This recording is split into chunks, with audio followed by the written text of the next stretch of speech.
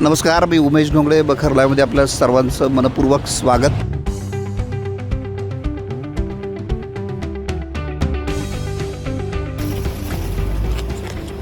आम्ही खरं तर शक्तिपीठाचा सगळा आढावा घेण्यासाठी संपूर्ण या परिसरामध्ये त्या रूटवरती फिरतोय, लोकांशी बोलायचा प्रयत्न करतोय.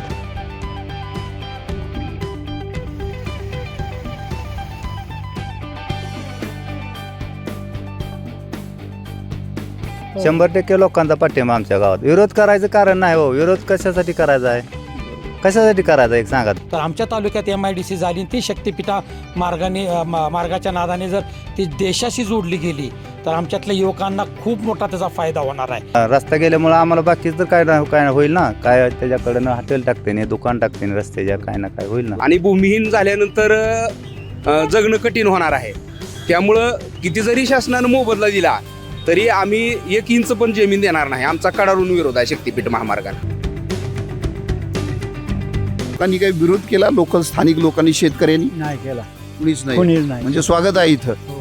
100% लोक इकडे जमिनी द्यायला तयार आहे. तयार आहे. चांगला प्रोजेक्ट आहे, पण सरकारनं आम्हाला योग्य चांगली मदत द्यावी.